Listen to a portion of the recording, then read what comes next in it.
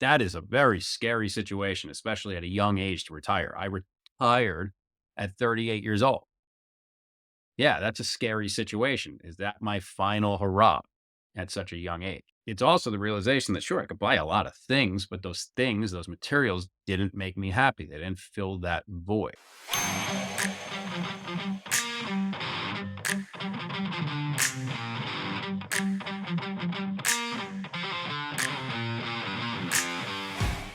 Can a simple hike open the door to profound insights and life changing conversations?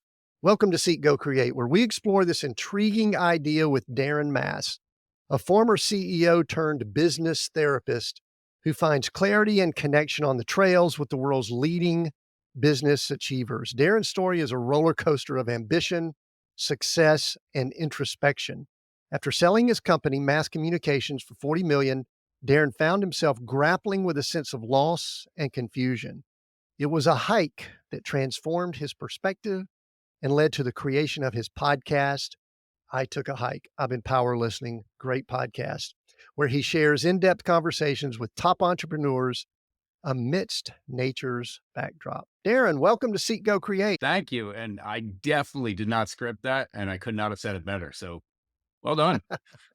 Welcome. It's good to have you, Darren. I'm excited about this conversation. I stumbled upon you on LinkedIn and I said, this is a guy, we're either related or cousins or need to be or whatever. And so we're going to have a fun conversation all about redefining success here. But before I dive into things, let's pretend, or not really, that we just bumped into each other. I ask you what you do. What do you tell people when they ask, what do you do? I help business owners crawl out from the rock that they fell on. Do, do you So, like that question? Do you hate the question sometimes as much as I do? um, so I was part of a networking group a while back during COVID when we all needed some help. And the purpose of the networking group is to never ask, what do you do? Why? Because not to crap all over lawyers, but if you tell me you're a lawyer, I'm thinking probably one of a few things, right? But that means I'm not thinking about you as a person. And that's when all of this clicked with me that it doesn't matter what you do. You as a person is more important. So yes, I do not like that question as the opener. It naturally comes out because that's our default bias. We always want to categorize and lump people into things. So yeah, if you're a lawyer, here's your bucket. If you're a doctor, here's your I, bucket. If you hike for a living and share inspiration with all the listeners on a podcast, you don't have a bucket. You're somewhere in the kooky category. So there I am in the kooky category. I think some of us are getting to a place where we tried to be in the bucket for many years, and now we've spent a period of time, years, whatever, trying to be outside the bucket. It sounds like that's a good bit of what your journey's been, correct? Yeah, I think this stems from, yeah, I'm the tail end of Generation X, the X Gen, maybe arguably some millennial. I was born in May of 1980. My people didn't want to be like their parents. We didn't want to live in that house, go to work in the morning, come home, eat dinner, wake up, go to work, and repeat and repeat and repeat. So we've all had this really strong sense of work ethic, right? We do. We went to work, we worked hard, we climbed that corporate ladder, we sought after the jobs we wanted, right? We earned it. But then when we became parents, we started realizing that, wait, I'm my dad or I'm my mom. And we started seeking something different, right? We seek, we go, and we created. There you go for you. But that is very, very much my mission, as well as many others. And I think we are all collectively finding unique ways to earn a living, earn a keep, but more important, find balance to enjoying our lives. Because I'm not going to say that my parents don't enjoy their life. They do now in retirement in Florida, but they didn't enjoy their life. Granted, if I ask them the question, do you enjoy your life at 45? They would have said, sure. But I didn't witness that. I didn't witness the social nights out or the friend hangouts or the parties or the work celebrations. I witnessed my dad just getting through life. And that is something that I didn't want to be. And many people like you and I have found a good trajectory to not be like that. So what's interesting is that you say you're on the tail end of that, I guess that Generation X. I'm on the tail end of the baby boomer. So it's almost like we're this odd tail end of two generations that I ended up going down the path, even though I didn't want to. Sounds like you did a little bit too. We'll talk about that in just a moment. But yet I didn't want to. And I don't know if I didn't know how to get out or if I just didn't know what I didn't know. But I do think it's part of a journey. And it seems like all of our stories, this is what we talk about here, is almost every situation is a journey. But I want to go into that. But real quick, a bigger question, because now you're working with people, you call yourself a business therapist, which we're going to talk about that in just a second. But, but can people get outside of the bucket on their own? Or does there have to be some kind of event or external thing happen or some kind of come to Jesus or whatever you want to call it that forces that? Because I know yours, we'll talk about it some, is it was a transition from being a CEO going to an exit. Mine was 2008, the downturn. Those were external things that we may have known about, may not. But can we lead people down that path as an executive coach and a business therapist without having to go through a bunch of crap? So, broad generalization with everything we're saying, right? Of course, there are Yes. individuals that were born into entrepreneurship. I feel like I was born into entrepreneurship. My grandfather was an entrepreneur. My father had a moment. My uncles have moments. So, I think you're born into it. That spark does happen naturally. But for many, right, at the risk of generalizing, for many, you do need that existential wake up call, that life changing wake up call, whether or not, it was a health scare that made you realize, oh my God, what am I doing here? Or a nudge from a caring party or a loved one. I think we are programmed to go to school at an early age. We are programmed to obey authority and listen to our elders, all well and good, all right. But that programming for many does create this robotic life, does create the going to work and coming home. And that's the purpose of life until you have children and a wake up call. As a father, what was I doing? I was working really hard, but then I became a father and now I'm working really hard for this purpose, taking care and supporting my family. Mothers, taking care and supporting family, going to work to support a family, right? We have this meaning. I think there is that click though, and it's usually a life changing event. For me, I've had multiple clicks in my life. I've had bouts of depression, like many. I've had lots of those existential conversations in my brain saying, what am I doing? What is this purpose? Why am I doing this? Many can relate to that. And I think it's that style thinking and those types of events that build greatness, great character, and these purposeful events. You mentioned that you kind of have genetically wired entrepreneur in your blood. I think that I do too. It's interesting you kind of skipped a generation, but I was wanting to hustle, do business, make me some money, right early on. But then something wanted me to go to college, get that education, and then I had a company in college, and then I went to work corporate for 9 years before I was able to bust away from that. Safety. Talk You about went to the safety aspect of things. safety, just got married, stuff like that. You think you need to do money, but it's interesting. I think you posted something, and I don't even know if I still have it pulled up here, I do but you post a said lot. I some post at least 6 days a week. yeah, you do a LinkedIn. People need to check you out on LinkedIn. I enjoy it. That's what part drew Thank you. me to it. I think you put a picture of you up back when you were a kid, the earring, the buzz head, all that kind of stuff. You wanted to be a rock and Yeah, roll my high drummer, school but the yearbook state photo. yeah, yeah, I am not gonna be putting up my yearbook photo because there was a lot of hair there, and there was a lot of hairspray with it, a lot more hair than you had. Shows the difference in Well, the you did say generations, you were right? boomers, so yes. Sometimes here's what you said here. Sometimes we spend chasing something we want, you put that in quotes, only to find out it isn't the thing we need. Isn't Doesn't that appear that's what most people are doing? Or not Yeah, even want. they think it's what they want or they think it's what they should want might be a something there. So talk about that. Yeah, that's marketing at its finest, self-marketing and external marketing.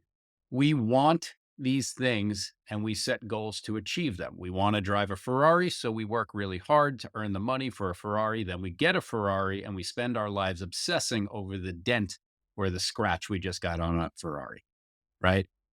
What I mean by that is when we achieve the thing we wanted, we find out it didn't solve or fill the void that was missing all along. We're not happy with ourselves. It's the reason why the most prescribed drugs on the planet are antidepressant drugs.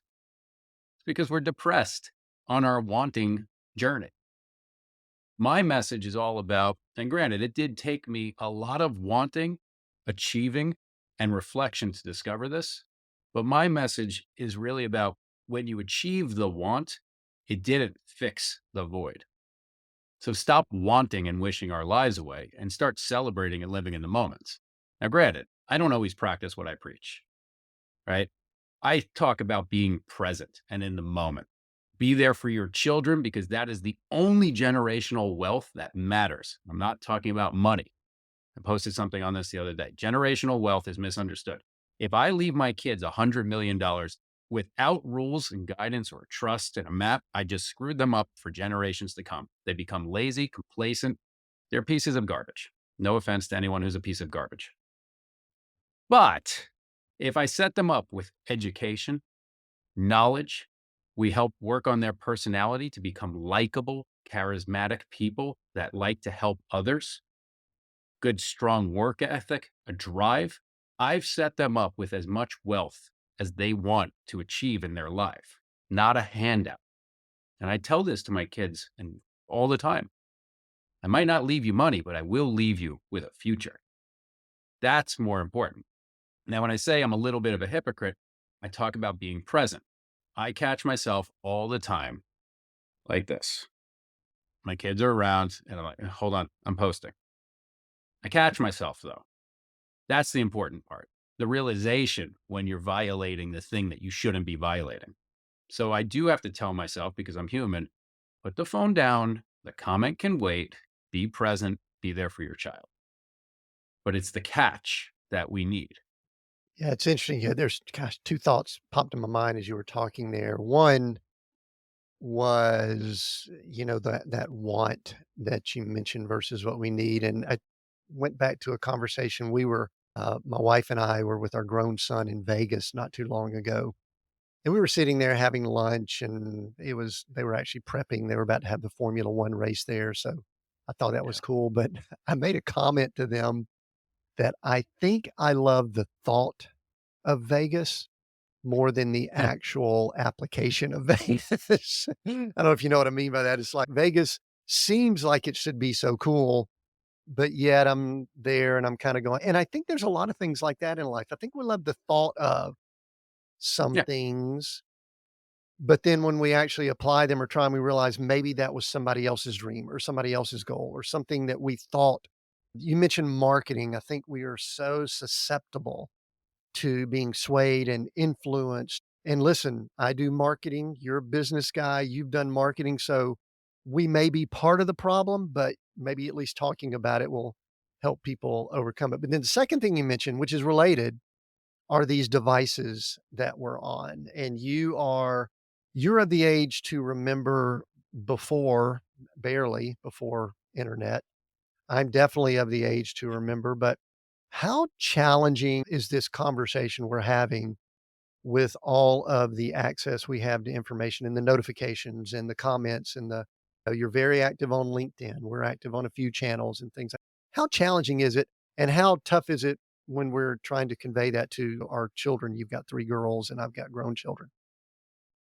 It is seemingly impossible. So I was alive. I was born in 1980. I didn't have a computer until 1998, my first year in college. I worked hard to buy it, and I remember it well. It, life seemed simpler back then, but I think in retrospect, when you do reflect and nostalgia, it always seems simpler, right? I love being so connected. I genuinely love LinkedIn. I'm a staunch believer in the power of networking for business. Always. I'm not a fan of other social media. Yes, I do it, but I delegate those tasks away because I don't love that. So I let other people handle that side. But when it comes to LinkedIn, that is the new style of networking. That is your storefront. That is your banner. That is your awning. That is how you attract your brand. I do it because for me, it's therapeutic. I don't have a call to action. If you like me, sure, follow me. Cool. If you like the message, comment, share. Cool. If you don't, leave a comment. Cool. Ignore me? Awesome. I'm doing it for me. But by doing it for me, I'm aligning with other people that can relate to me. I will say that life is more complex because of it. It does require me to be glued to a device. I spend no less than 2 hours a day collectively on LinkedIn. It is a lot, but it's because I enjoy it. And really, you shouldn't do anything you don't enjoy doing, with exceptions. Growing a business, somebody's got to work all those jobs you don't want to do at first. Do them, learn your experience, but eventually hire and delegate that away. For me, if I love LinkedIn, that's my medicine. That's what I will do. If you don't love LinkedIn, hire somebody to do it if you're growing a business. Let someone else manage it, but don't neglect it. But yeah, that device, it's tough to deal with. And now I see the problem with my kids having these devices. The one thing they don't have, though, is they won't have phones for a while. Good parent, bad parent. One thing I've learned also, don't tell people how to parent. There's no right answer. You're going to screw your kids up regardless. But I will not be getting them the iPhone. I'll be getting them when they turn 10, some device that will allow them to communicate with me, their friends, right? A safer device. I don't want them on social media the way that the world has been on social media. There's lots of negative. Now, can I block them from everything? No, they're kids. They'll sneak out of the house. Great. I'll celebrate that. But the best I can do to keep them out of the challenges of today, I'm going to try to do that. Don't practice what I preach or do something like that. Let's take a short break. I've got a question for you. Are you feeling overwhelmed by challenges in your leadership role? This is Tim Winders from Seek, Go, Create, and I understand how tough it can be.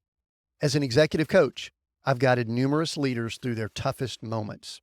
Whether it's navigating team dynamics, strategic decision making, or personal growth, I'm here to help you overcome these hurdles.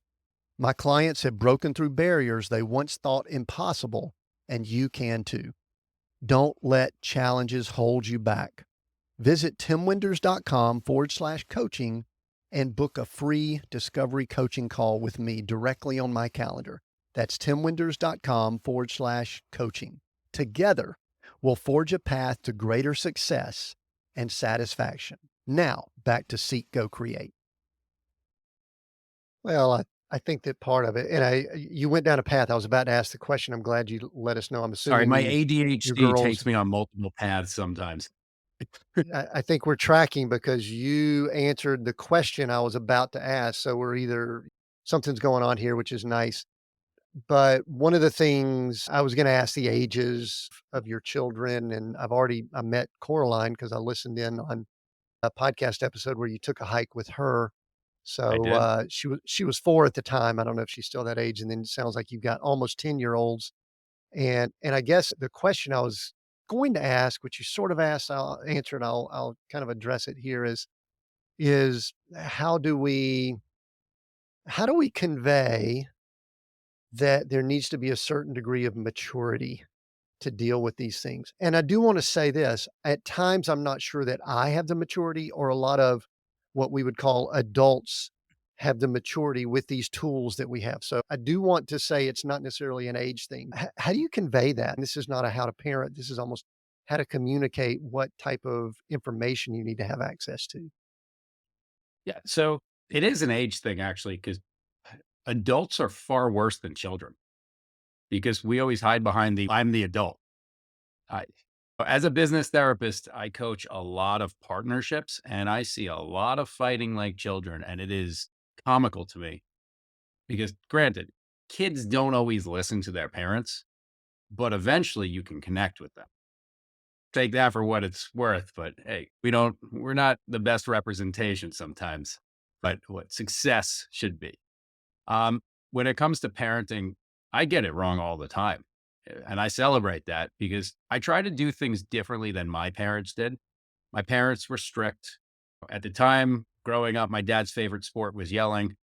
I'd walk into a room, he would tell me to shut up before I even said anything. Now he's the happiest, greatest person on earth. I don't even recognize him. It's fantastic. But I turned out all right. I like the person. I love the person I am. I love that I turned out that way. So I try to learn from those lessons. I yell at my kids too much. We all do. But I catch myself now. And now when I think I'm about to yell, I don't. I take my deep breath because that's what I tell people. Take your box breathing in for 4, hold it for 4, out for 4 until your heartbeat lines up with your breathing. I do that all the time. I walk away now. It's really just trying to be a better parent, but I'm going to screw it up to some level. So if I do yell at my kids, which over the past few months has been infrequent since I've been in a happy place and enjoying life far more than ever before, I will actually sit down with them and say, I'm sorry. I shouldn't have yelled at you. And I try to talk to them like they're adults. Because, Tim, if you and I were having a conversation, I yelled at you, you'd probably try to put me in my place, right? Or get me to stop yelling at you as an adult. Or in reality, I wouldn't yell at you. So why is it okay for me to yell at my children? It's a self reflection that I'm screwing this up. And as parents, we're the hardest on ourselves because we don't always practice what we preach. And we do revert back to that parental unit that we had in the teachings. It's all just about being human. And I think today kids are more advanced than ever before. My kids do have iPads. They're far smarter than I was at their age. I was watching Sesame Street at 6 and they're watching YouTube and they're telling me about science experiments and how NaCl is sodium chloride. 6 years old. I'm like, ABC, right? So I don't punish technology. I don't prevent them from having technology, but I try my best to police with technology. And that goes back to the phone situation. They have the iPad and they'll eventually have a communication device. Do I want them to be like me, always on the phone like this? Absolutely not. That's what I'm policing and parenting against. They're going to see all the negative. They're going to see that life can be an ugly, sad place. Or I can coach them into turning that ugliness off. I'll allow myself to wander in an ADHD moment for a second. 120 days ago, and I'm posting about this, I think next week. 120 days ago, I turned off the news completely. I don't watch the news. No one I ever did wins with the I news. did that All right. I did that 90 days ago.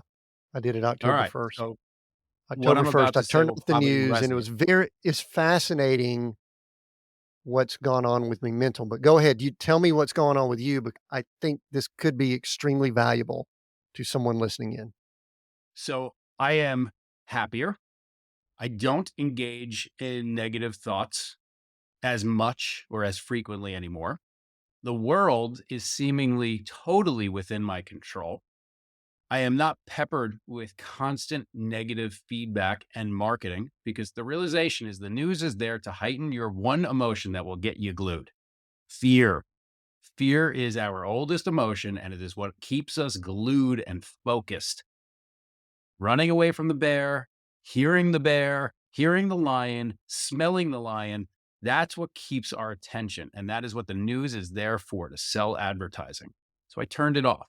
I'm not an idiot. I know what's going on in the world. I know the world's affairs, but I am not constantly seeing the negative because I came to this realization 120 years ago that we actually live in the best time ever in humanity. You don't think so? Okay, I'm going to prove it to you. In the 1600s, if I cursed somebody in the royal family, I would lose my tongue. If I stole a loaf of bread from my starving family, I would lose my hand. If I cheated on my wife, I would lose my... If I told the king that he should die, I would lose my life. I would be threatened by the rack, the wheel, the pear, the gauntlet, anything that would torture me, a brazen bull. I'd be set on fire or hung at a noose. I don't have to worry about that, especially as an American. I can tell you I like you, I don't like you. I can say our president is great, I can say our president sucks. There's a limit to the amount of freedom, of course, but I don't have to fear losing my life and I have freedoms. This is the best time ever. It is not the best time for everyone in their personal situation, but when you collectively look at the fact that we are alive and we can do whatever we want, it's a pretty damn great time. So why would I allow some squawk box to tell me that it's not the best time to harm my personality and my future and my needs, wants, and desires? I just turned it off. That's the power I have. And I've been really happy since. Yeah, it's amazing to me. Would you consider yourself addicted to information and news prior to that? I'm a huge nerd. I love information. I love news. Um, I love the world events. Let me put a D in there. I loved all that. I got sucked into it. I wanted to see how the world was gelling together or not. I wanted to feel like I could solve the problems, but I couldn't. I love information. When I was viewing TikTok all too frequently, which I also got rid of, when I was viewing it, my feed was all this nerdy science stuff or chemistry stuff or hiking things. I just absorbed knowledge and I love that. I love learning. But now, since I've turned off the negative, I've only focused on the positive. I've been able to learn more about our positive brain, our positive mentality. I've been able to do more. I've been able to hike more. I've been able to write more. My vision has become clearer. And I know this all sounds kooky because guess what? It is. But I'm choosing the way that I want to feel every day. And whenever asked, I don't mean to rub it in, but it sometimes sounds like that. My friends ask me all the time, how am I doing? And I say, I'm living the best day of my life every single day. And then I hear some other people say, oh, today I'm miserable. Okay. Misery is a choice. So is positivity. Sounds kooky, but it's a choice. People don't realize they choose to be miserable. Yeah, there's real circumstances and situations that cause us to be miserable. Yeah, life experiences cause us to be miserable. But you can turn certain things off. I'm not telling you to turn off the fact that, cousin Jimmy just passed away suddenly. Yeah, be sad about that. Be human, of course.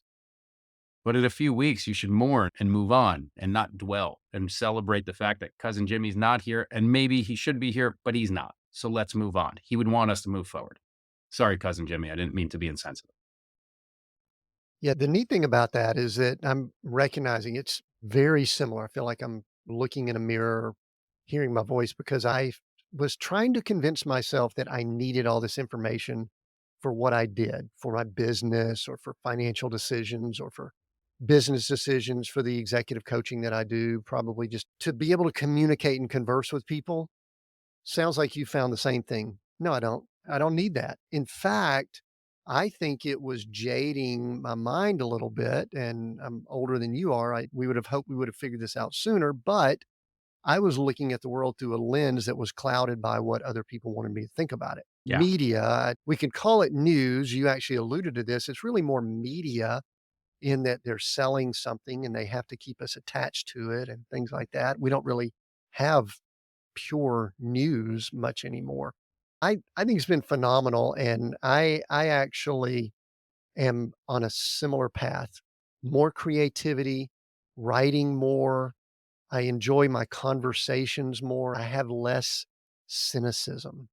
Darren, I was that's right. finding myself being more cynical. You look at the political structure and you just I don't care which side you're on, you just like, "Oh, man, this is a mess. We got troubles." So, anyway, that's cool. So, that was a sidebar. Didn't really plan that, but I think that could be some of the most valuable things that we mention to folks is cut some stuff out, get rid of it. Yep. I wanna shift a little bit here, and I want to go back a little bit to talk about your what we'll call your journey, your success story. And a Sure. few highlights here, and I think you listed this out on a post. You had achieved so much, started a company, scaled it to over 50 employees, got acquired by a Fortune 500 company, but you had this deep, dark feeling of irrelevance. And I guess talk more about kind of what led up to that, because obviously you had a pretty good run, I'm guessing, if you scaled a company, sold it. And were you feeling good about yourself during that time, or did you have any clues that you didn't have it all together before then? Yeah. So I started the business because I always knew I wanted to start a business. That was always my thing. I learned from my grandfather. I went to university. I had a job, an internship. I stayed at that company for multiple years. I learned as much as I could. I used that job as the best education I have ever had, right? I learned how to be an adult, a professional, how corporate structure works.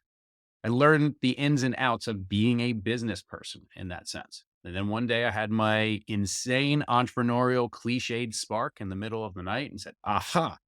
And I had my business name and I had my motto and I just ran with it. Created a really quick business plan. Went into the office the next day. I told my boss, hey, I'll give you 6 months and I'm out. And his exact words, if I may, well, I'll say his exact words. Sorry for the profanity. He said, it's about fucking time, kid. Because they always heard me say that one day I'm going to own my business. And that to me was a great example of what a great leader and a mentor should do. He could have convinced me to stay or tried, but he knew there was no use. He even said, I'm not even going to convince you. I know it's not going to work. Right. He was telling me, I'm supportive. Here you go. Then a whole bunch of can'ts came because it was turning into 2008. Horrible time to start a business. So people thought. And I heard you can't start a business in this economy. You can't. And I'm always a person that said, I'm going to prove you wrong. So I sought out to prove everyone wrong. Starting a business in tough economic times is a phenomenal idea. While you're at zero, your would be or should be competition is too worried about protecting their own assets. They're not paying attention to you. That allows you to creep up unnoticed. That also allows you to get the benefit of a bad economy. So what do I mean? I was in telecom. I needed to work with the world of Verizon and AT&T, these big monster companies. They would have never spoken to me in a great economy, but they did in a shitty economy. Anyway, fast forward, I loved that business. I loved working with people. I loved inspiring people. I loved being a leader. I loved doing all of the jobs and all the tasks that most people wouldn't love doing. It was never about making money. It was always about the freedom of doing what I loved and wanted to do predominantly. And then one day it started becoming about money. And that's when I was a little bit less excited. I was more excited about the want than the reality of what I was doing. And when I finally started realizing that the market is changing, the economy is changing, my risk tolerance is decreasing, my insatiable need for more money was ever growing, that's when we decided to sell the business because I knew we were becoming detrimental to the growth. Sold the business in Mm. 2018. I stayed on because I wasn't ready to call myself retired. I was an employee of the company. I was the president of the company for about a year. Unfortunately, the company went into bankruptcy due to a lawsuit that they lost, not because of my company that they acquired, and it predated us. But working in a bankrupt company was not fun, not exciting. And I looked at it as I don't have to do this, and I'm not going to do anything that's not exciting to me. Took my exit, and now it all sounds like poor rich guy. That's when I realized the thing that I always wanted, that money, that dream of everyone, was not really that exciting. I started worrying about money and losing it more than ever before because I wasn't making the same income anymore. I wasn't replacing what I was spending. So that really weighs on you. I started realizing that I'm this retired dude that's picking up his kids and dropping them off at school and then hanging out with his wife all the time. Don't get me wrong, that's could be fun until your wife tells you to go out and get a job because you're annoying as hell. So that I started getting depressed about it. And that's when I realized chasing money is not the answer.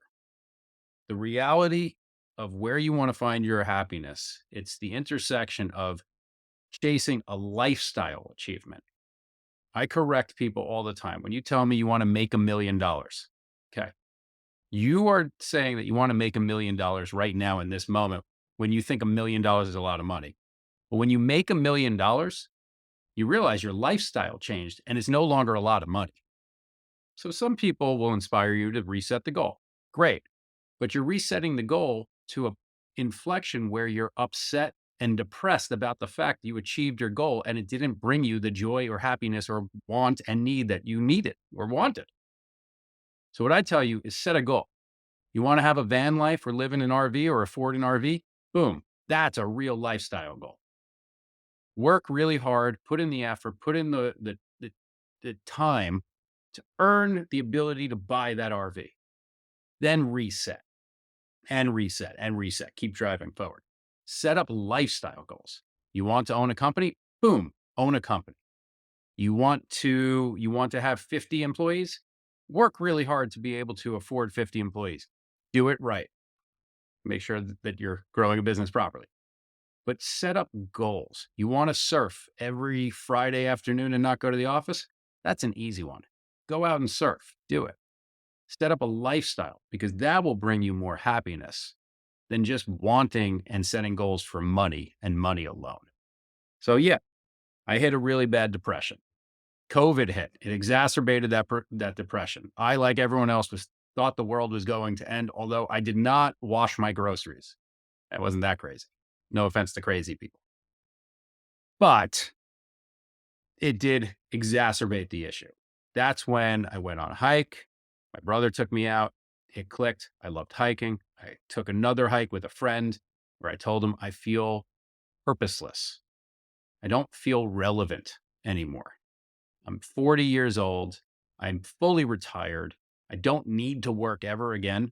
And the thing that I needed the most was feeling relevant, purpose. And my friend turned to me and he said, Darren, man, you're extremely relevant, and stop tying relevancy to work. You're a great father. You're a good husband, assuming I was a good husband. I think I am. You have all of this energy, tie it into something that brings you passion where you can inspire others. And once I got back to my Jeep, that's where I took a hike came from. That's my relevancy. I'm no longer depressed about it. You don't make money from podcasting unless you're Joe Rogan. You make purpose. You make relevancy from podcasting.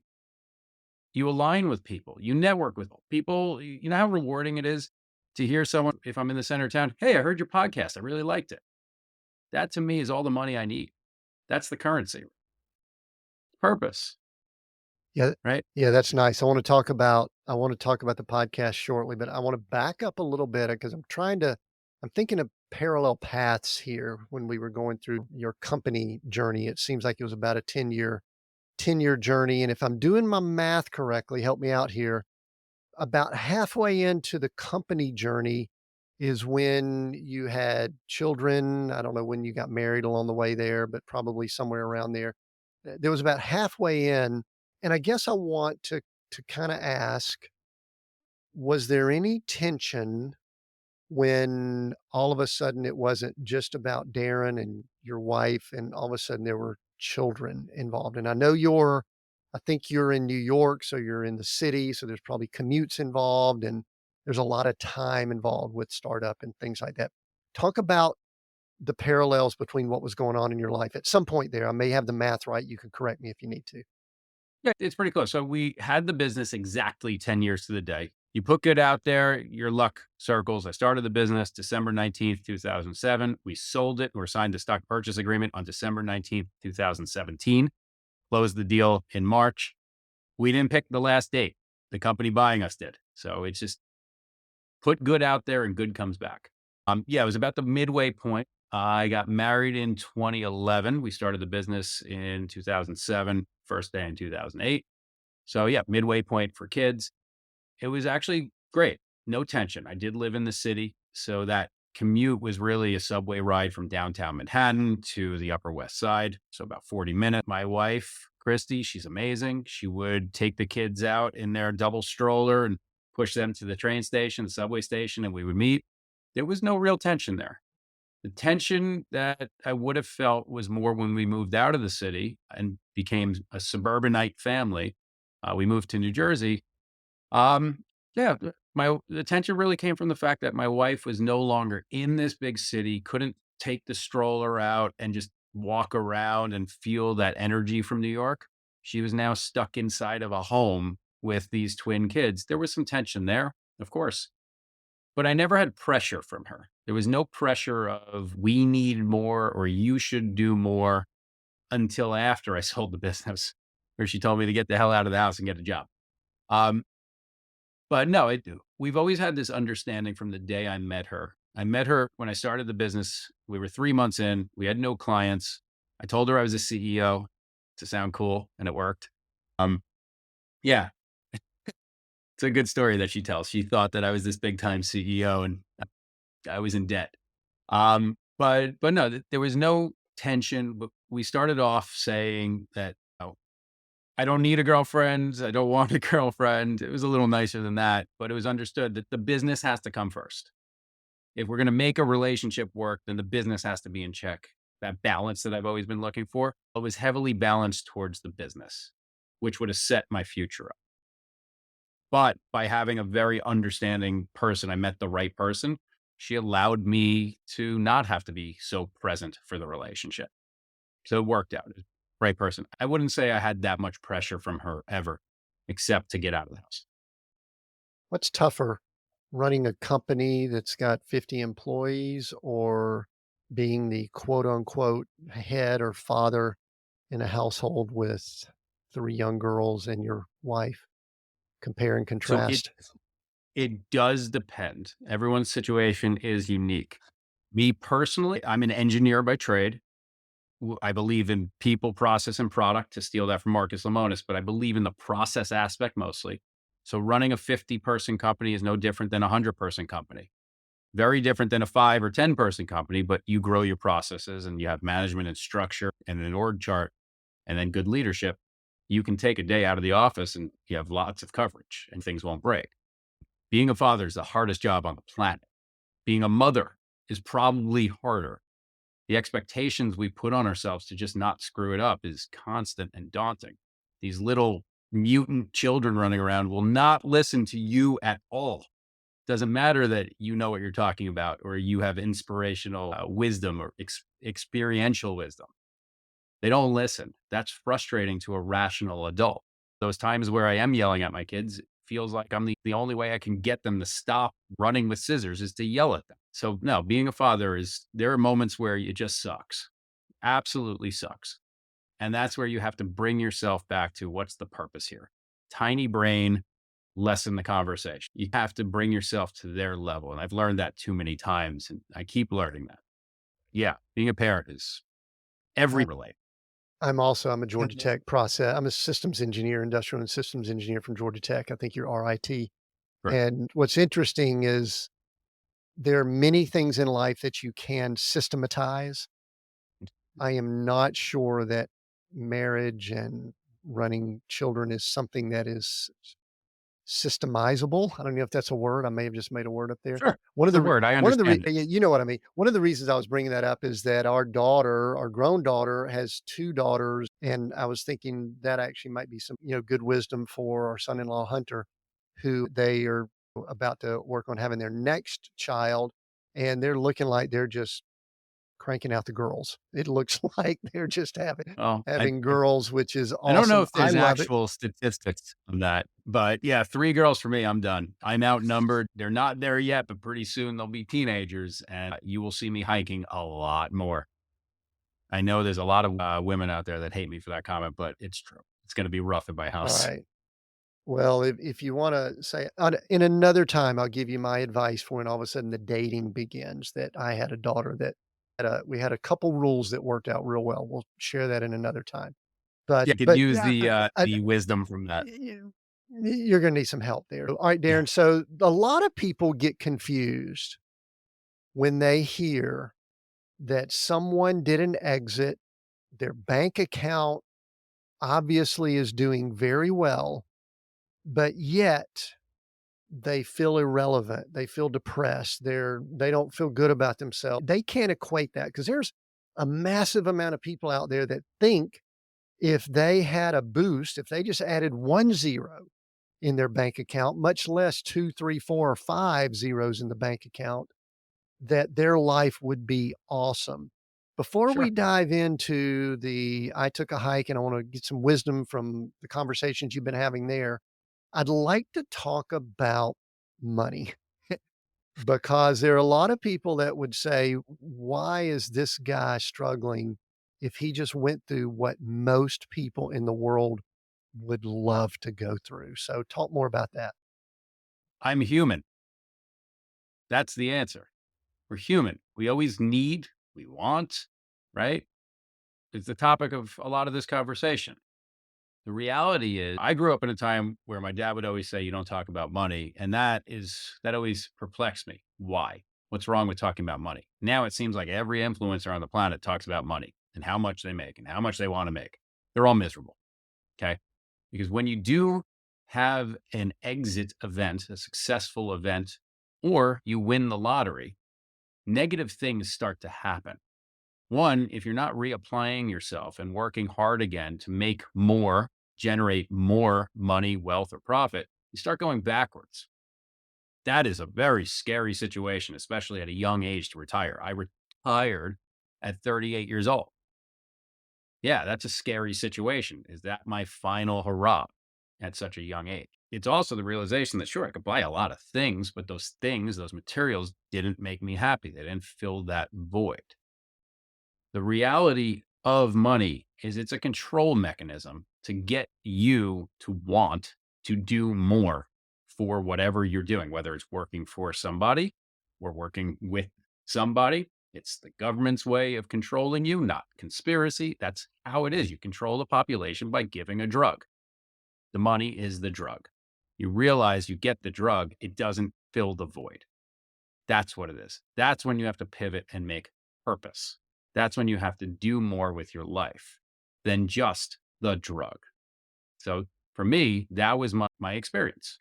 And it's a real experience. And I'm very honest with it. Now, if you're going to ask me, would I trade it in? Hell no. I like having a whole bunch of things I don't have to do. I don't have to worry about this or that because I had an exit event. But I earned the exited event by taking risks, working hard, and applying myself, doing things that many people would be afraid to do with their career or their success, taking those risks. You have absolutely heard this. We've all heard this.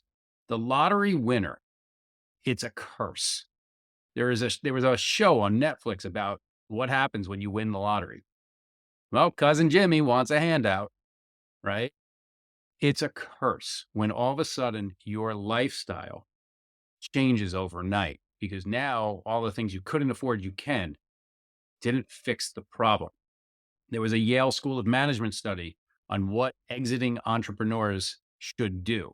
And the net result is the majority of exited CEOs, business owners, entrepreneurs should not spend a dime of their money, should not change their life, should not buy the boat, plane, train, automobile, or house for at least a year to allow yourself to stay normal, to keep your baseline of spending and lifestyle normalized. Because once you start spending, you start emptying that void or emptying that pool. And that's when the depression sets in. This is not abnormal. Unfortunately, that study was sent to me way too late, but I experienced it. So now I get to teach it to everyone else. Work hard, make money if that's what you want, but realize that's not going to solve your problems. It'll check off a whole bunch of don'ts, but anyone can make money. That's part of the other realization. I thought I would never be hired again. Well, I was right. No one was ever going to hire me again. I have too much experience for certain levels. I'm too expensive to hire. But for the bigger companies, I'm too inexperienced. So I'm right in the gap of not hireable, right? I'm not afraid to speak my mind and I don't need this job. That's what an employer thinks. That's scary for an employer. So I had to start a business therapy practice to help other business owners climb out from under that rock that they created. How do I do that? With experiential wisdom, knowledge, and teaching, right? Going through all the life cycles of a business or going through the same emotions that a business owner is going through to help them out. Purpose, yet again. I realized I could start another business and make more money. Everybody has the choice to make more money. Now, if you're sitting behind a desk, scratching your head and saying, I haven't gotten a raise in 2 years, okay, you're probably not going to get that raise if you don't ask for it or demonstrate the value of why you should get it. And if you don't like the answer because you were told, no, you can't have a raise, it is 100% within your control to apply for another job or start a business or even a side hustle. You can make more money. It's a resource. Anyone can make more. Could you make millions overnight? I wouldn't. I wouldn't try because it's a nightmare. Can you make a lot of money over a period of time putting in hard work and effort? Yeah. Yeah, you can. But hopefully you're hearing the message and you're starting a business or doing a side hustle or starting a new job because you love what you do. You have a clear vision. It brings you purpose and passion. Money will follow them. Guaranteed, guaranteed that you will make a lot of money in your life if you're following purpose and passion and have a clear vision and follow a process and are a great person. Other people will want to work with you, alongside you. Forget about for. They work with you, and then they will help you hit your goals and you'll make money. Simple Mm. formula. Hey, Darren, you have answered this, but I want to ask this specific question. How would you define success today versus how did Darren define success in 2008 or 2002, 3 when you came out of school or something like that? Just contrast 20 years or 15, 20 years ago versus today. I think you've answered it, but I'd like it to be concise, more concise here. So I ask this question on every episode of I Took a Hike. Are you successful and how do you define success? So somebody's been listening. So if you asked me in 2008, I would have given you the answer that I thought you wanted to hear. Success is tied to money. I'd be very wealthy. Today, my answer is one and only one answer. Success is balance. That's it. Balance between health, happiness, in my case, family, then wealth, right? Education. It's all about being that fulcrum, balance. Because I can tell you, if I'm working every single day and I'm never seeing my kids and I die the next day, I will be filled with regret right before that dying moment, just like the old man on his deathbed, right? But I can tell you, if I forego the work and I'm not making any money and I'm not generating enough to feed my family, I'm not balanced, I'm miserable, I'm not healthy, right? Yes, I'm there for my family, but am I really? If I don't take care of my health and I'm constantly sick and it's within my control to get healthy again, then I'm not in balance and I'm not successful. Success is not money. Success is the balance between everything in your life. Success is walking away every day saying, that was a good day. Maybe not every day, but the majority of the days in the year, you should feel like it was worth it. And if you don't, you're just wasting that life. You're wishing it away. I used to fall prey to this all the time. I'll be happy when I get the job out of college. I'll be happy when I go to college. I'll be happy when I get the promotion. I'll be happy when. I was never happy. Now I'm happy. And yes, there's a lot of people that can say I'm happy because I don't have to worry about money anymore, but you're wrong. I worry about money more than I ever did before until I realized that it's within my control to make that money. It's a resource. It's not about the money, about the effort, purpose, and the balance. Long I answer, think one word, yeah, balance. but great answer. I think the curse of, we'll call it entrepreneurs, maybe the hustle and grind culture, whatever we could throw it in. I think one of the curses that we have today is that we have this addiction to, I'll say two things, addiction to more and tomorrow. We interviewed someone not too long ago, Chris Maroff, that said, I was addicted to tomorrow. And then a few years ago, we interviewed Mark Whitaker, who was the basis for that movie, The Informant, that Matt Damon, and he said he was addicted to more. And you know what? I recognized in myself the same thing. And a lot of the people, that's why they need the business therapist. That's why they need the coach, is because sometimes we don't recognize it. I think we think life is, there's this destination, this place that we're going to get to, but really it's this journey.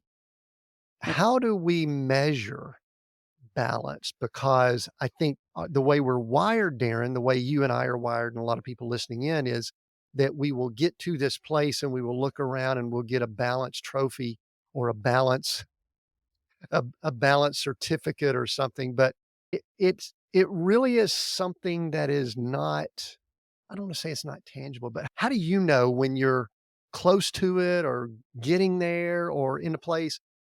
Is it just happy days? Days are good? I mean, we can make a glass trophy for everything, right? And anything. You'll hear me or you'll see it on my posts. I often mock that because I was the recipient of many a glass trophy. You will hear me say a line like, if you're sitting at your desk staring at your glass trophy, wondering where your life went wrong, this message is for you, right? The reality is it is intangible. My balance is completely different than yours, just like my list of success will be different than yours. For me, it's health first because it's hard to be happy if you're unhealthy. And sometimes you just get some bad luck and it sucks. Steve Jobs was not a happy person when he was unhealthy, especially, right? It's if you're not happy, it's hard to be healthy because we do know that stress raises cortisol levels and that starts eroding your cells, right? So it's really personal to you. If I ask you, are you having more happy days than not? If I say, are you healthy? Are you doing things to be healthy? You don't have to diet, just eat smaller portions. We're Americans. We eat too much, right? I don't eat healthy in any way, shape, or form. Last night I had Wendy's. Kids, Wendy's. Did I eat all the Wendy's? No, but I ate Wendy's. But then maybe tomorrow I'll have a salad for lunch or something smaller. So I'm mindful of what I'm eating. But then I go to the gym every day or I hike or I go to a boxing class. Why? Because I love doing it. I'm not going to do something I don't love doing, but it's balance. I don't know. There's no number. Just like I said, how much money is enough? I have a billionaire friend. I ask him, at what point? When's it enough? And he always says to me, it's never enough because it's ego. Sorry to my friend if he's listening to this, but it's pure ego and greed. Maybe, maybe he runs in a pool, a circle of billionaires. They're always taking out their rulers and measuring, right? But it might be more. He just loves winning. He knows he's never going to run out of money, but he loves winning. Is he happy? Yes, with that. Is he always present for his family? No. If I asked him if he's successful, he'll absolutely say yes, based on a monetary definition. But if I was evaluating his life at the pearly gates, I'd probably say his kids need a little more time with him.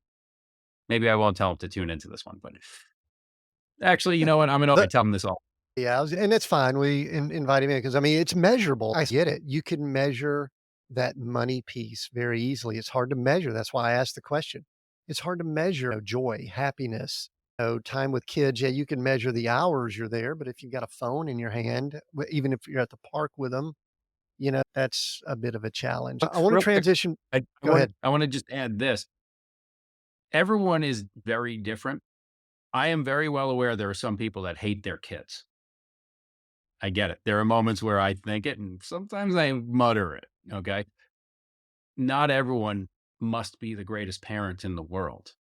This advice isn't for them, right? So what I'm saying, everything has an opposite to what I'm saying. These are not fixed targets for everyone. If you don't like your family and you consider them the worst thing in the world and you don't want to fix that, then that's not your success measure. That's not your balance. I just want to make sure that it's understood that I'm not I, telling you to do something to find purpose and balance. Do what works for you to find purpose and balance. I think that's the most powerful thing that definitely people in our shoes can say, Darren, is everyone's success has to be their own.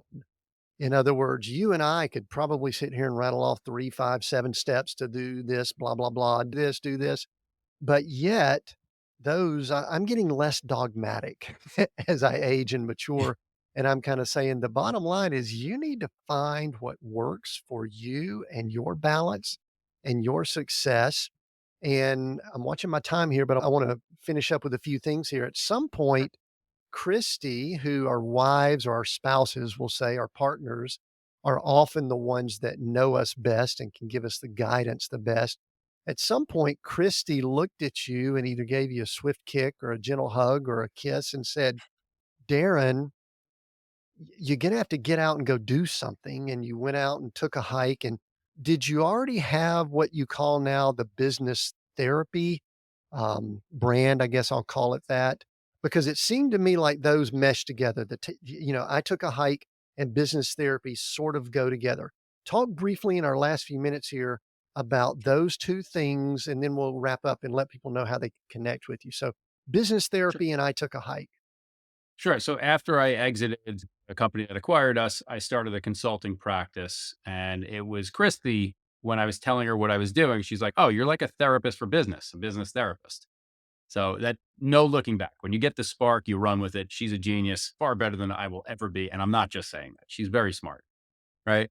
So I had that going, but that paused completely during COVID so I could focus on living and life and not, being eaten by this invisible bug. The hiking came after that. And I've just applied the things that I've always been doing my whole life. I've always been observant of other people. I can read people very well, and I pay attention to situations of emotions and how people engage and interact. And I apply that to business to help partnerships and business owners, like I said, get out from under the rock that they created. Most challenges in business were created by the inexperience of the business owner, not an insult. But if you're a CEO in a startup company calling yourself CEO, you have no idea what a CEO does, because a CEO doesn't belong in a startup small business. A business owner does. The CEO protects shareholder value for shareholders, delegates, elevates. You're a startup business. You don't have that. You're a business owner. Own a business, grow a business, turn into a CEO as the business grows. I didn't know that either. I called myself a CEO. I bought the plaque. It was really cool. High five moment to myself. I didn't know what a CEO was until I went to school to learn business, to learn how to read a P&L, to learn how to protect shareholder value, right? The business therapy that I do combines all of that experiential wisdom, training, knowledge, and the emotions of being a business owner, especially the heightened frustration, anxiety, depression, and pain. Do you enjoy the, I'll call it inspiring and interacting therapy that you're doing now more than you did when you were actually applying and head down inside of a business? Because I do. I really enjoy being that outside looking in instead of the businesses and all that I ran. How do you look at those? So it's different timelines. When I was in my 20s and 30s, I loved being finally a CEO. I loved going to the trade shows and having the meetings and being the person that people would turn to. Not an ego thing. I just liked being that person at that time. Now, yes, I love helping other people win and succeed. I love the inspiration. In fact, I'll say I effing love it. I love what I do and genuinely do it. This is not a huge payday. I don't make anywhere near what I made as a business owner and a CEO or as the executive of Fortune 500. Nowhere even close. Again, it's not about money. It's about the purpose and the balance for me. So I genuinely love what I do. I select my client, not in an elite or arrogant way, but I work with clients that I know are willing to grow, are willing to take knowledge and run with it, are willing to make changes. I love their businesses. I see opportunity in their businesses. That's advice I give to all my clients is you always want to select a consultant, a coach, business therapist, a mentor that doesn't need you as a client. If they need you as a client, they're already giving you the wrong advice because they're going to bill you per hour and try to get as much out of you. That relationship will last the average of 5 months. You want to find someone that doesn't need you as a client. They want to work with you. They want to help you and vice versa. And that is a recipe for success. I've always had business mentors, coaches in my life. That's why I share some of their knowledge and I pay it forward to my clients. Yeah, that's very common in the coaching world is that people are coaching for the dollar. And I think it compromises quite a bit. So I really love you sharing that. Darren, where can people connect with you? And then I've got one more question before we wrap up. So give all your coordinates so that people can listen in. We'll include it down below, but where can people connect with you? So I love the coordinated approach. I took a hike.com, or you can listen to it on Spotify podcasts or Apple podcasts or wherever you get your podcasts. Um, LinkedIn, it's Darren Mass. You can find me there. I post 6 days, sometimes 7 days a week. I love it. If you like it, follow, share, comment. I always engage. I always reply. Sometimes takes longer due to the volume, but I will always reply. Businesstherapygroup.com, all of the above and some. Very good. Yeah, I love what you're doing over LinkedIn. I think that's what drew me to you. That's where I was saying, okay, he's talking some of our language over there. We need to connect. Darren, we are seek, go create. Those three words. I'm gonna let you choose one: seek, go, or create. Which do you choose that resonates the most with you right now and why? Seek, because when you stop learning is the moment you are dying. And I have experienced that part, and I am ready to continue to seek. Awesome. Darren Mass, thank you for joining us here at Seek, Go, Create. I highly recommend that you go as soon as you finish up here and follow, subscribe, whatever you do on your podcast player to I Took a Hike. I've listened to some of them. It's phenomenal. It's great.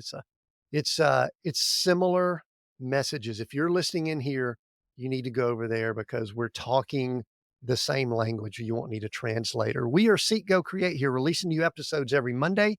Your support means the world to us. Now you can tip us, buy me a coffee, or offer financial support at seekgocreate.com/support. Contributions start at just $1. And if you leave a comment, we'll feature you on a future episode. Visit seekgocreate.com/support and give us a tip. Until next time.